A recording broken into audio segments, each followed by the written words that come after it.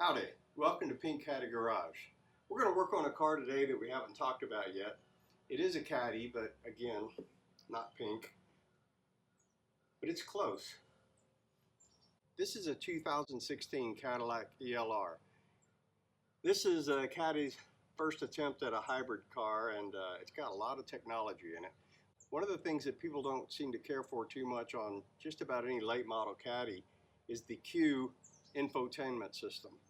And it can get a little glitchy, and that's what happened to me last night.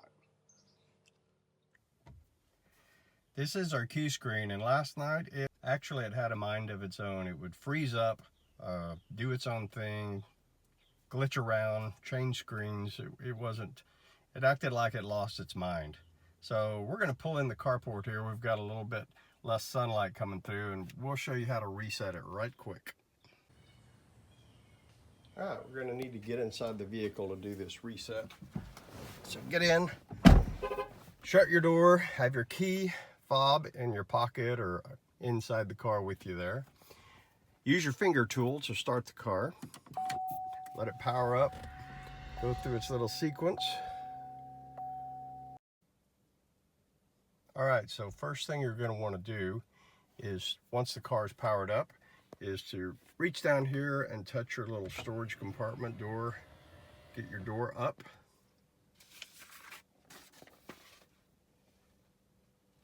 Now that the faceplate is up, you're going to want to turn off the car.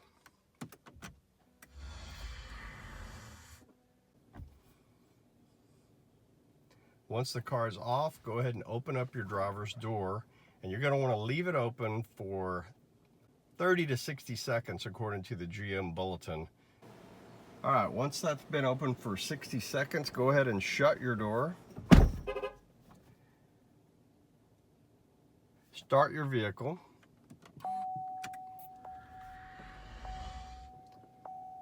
Let it go through its startup. Once it's booted up, everything is live again. You're going to want to shut your door.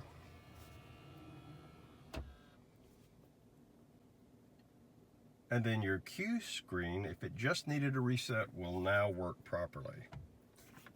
So yeah, that's working. Everything down here, like I say, was already working, so that wasn't an issue this particular time.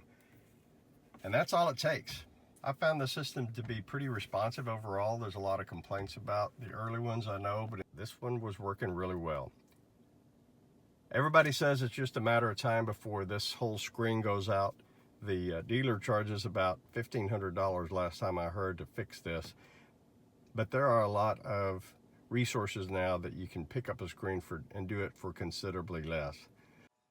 That's about all there is to it.